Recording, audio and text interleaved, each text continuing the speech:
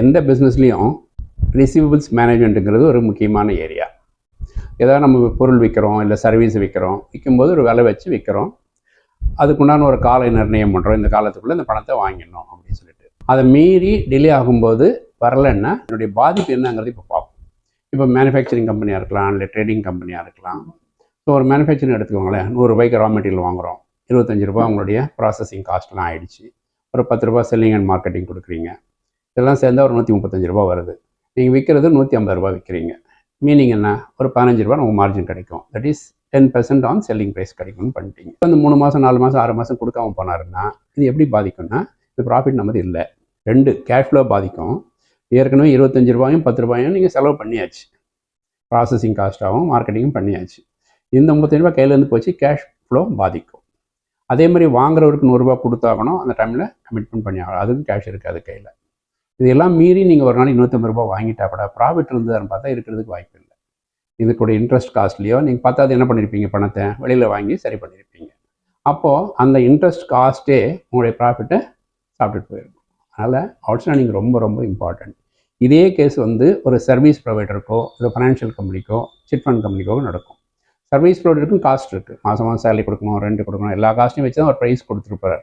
அந்த ப்ரைஸ்லையும் இதுக்குள்ளே வசூல் பண்ணிடணுங்கிற நம்பிக்கையில் கொடுத்துருப்பார். ஸோ ஃபிக்ஸ்டு எக்ஸ்பென்ஸ் கம்பல்சரியாக மாதம் போயிட்டுருக்கும், வர வேண்டியது வராது. என்றைக்கோ ஒரு நாளைக்கு வந்தால் நம்மளுடைய காஸ்ட்டையும் செல்லிங் ப்ரைஸையும் கம்பேர் பண்ணி இது லாபம்னு நினச்சிக்கிட்டால் மீனிங்லெஸ், லாபம் இருக்காது அங்கே. உண்மையில் அதுதான்.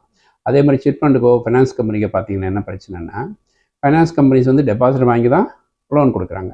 டெபாசிட்டுக்கு மாதம் நீங்கள் இன்ட்ரெஸ்ட் கொடுத்து ஆகணும். அதை நீங்கள் யூஸ் பண்ணுறீங்களா, ஃபண்ட்ஸை யூஸ் பண்ணலையா, வசூல் பண்ணுறீங்களாங்கிறத பற்றி அவங்களுக்கு கவலை இல்லை.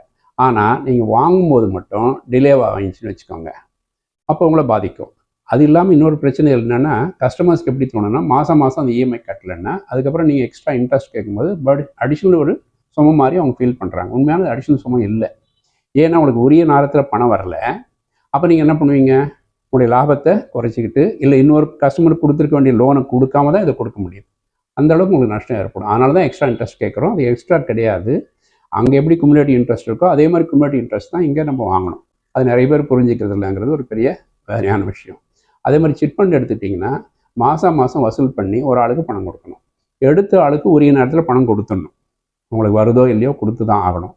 வர்றது டிலே ஆச்சுன்னு வச்சுக்கோங்களேன், அப்போ என்ன பண்ணுவாங்க, சிட் ஃபண்ட் கம்பெனி தன்னுடைய சொந்த சோர்ஸ்லேருந்து ஃபண்ட்ஸை மொபிலைஸ் பண்ணி இந்த ஷார்ட் ஃபாலை சரி கட்டி பணம் கொடுத்துருவாங்க.